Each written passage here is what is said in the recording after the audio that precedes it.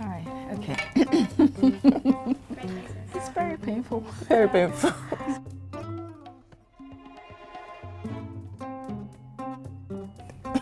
Africa is one big homogeneous country.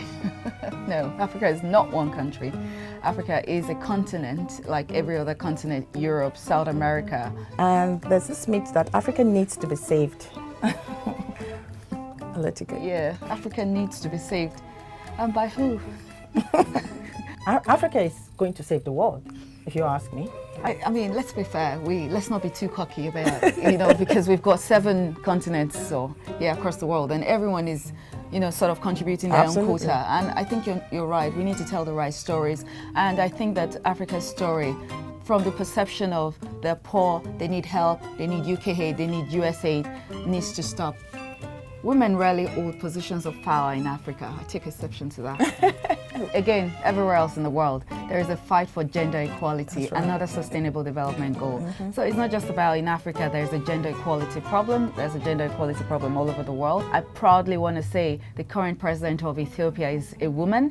The president of Liberia for 2005, 2011, another woman. We have amazing women in Nigeria doing amazing things. Absolutely on point. And gender inequality is a global issue. It's not peculiar to Africa alone, and we've made tremendous progress.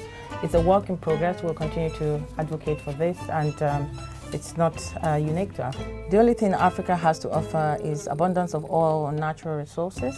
So we have much more to give. We have much more to offer. We offer technology, we offer excellence, we have academic excellence, we have people, human capital that we're exporting to Europe, to US, and all over the world. The doctors, the architects, the engineers, they're all over the world, and they're not just from Nigeria, they're from everywhere else from Africa, and that is amazing. And I want us to get to a space where we see the individual and that being an individual, not because that person is an African, but because that person has something fantastic to offer. Correct. Yeah. Absolutely. All African businesses are corrupt or unreliable. So far from the truth. And corruption is not just an African narrative or phenomenon. If you do a simple Google search and you look around, the largest fraud cases are from the West, not Africa. Yeah, I agree.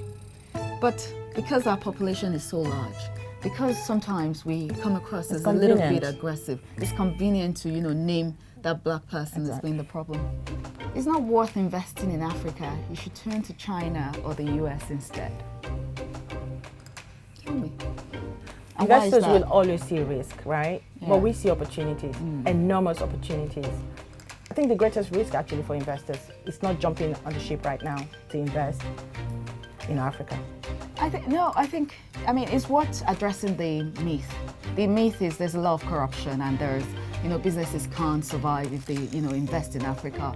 But businesses are doing well, and that's what is important. Why is Diageo still in Nigeria? PZ Cousins, JSK, all over Africa. These are companies that have taken time, moved to these countries in Africa, and are thriving and are growing. Flour mill. All of them, and that's the story that needs to go out. What is their contribution to the GDP of these countries? How well have they thrived? Their businesses are booming. And if it's not worth investing, why are they still there? Why are solar companies now looking to invest in Africa? Why is China looking to invest in Africa? Sustainability and climate change solutions are simply not a thing in Africa. Really. Again, overgeneralization, in my opinion. The population, the GDP tells it all. Yes, there is an energy deficit in some parts of Africa, and that energy deficit is being resolved by other sustainable means of energy. Our company, for instance, is developing the first waste-to-energy facility to cater for critical services like the hospitals and schools in West Africa. So, for instance, that is clearly a climate change issue, because we're taking waste that's going to cause greenhouse gas emissions and we're converting to energy and ensuring that what goes into the atmosphere is clean, what people use in their homes is clean. These are quite interesting, actually. Honestly, these are quite interesting things. If I take it back, then people are going to be like going crazy.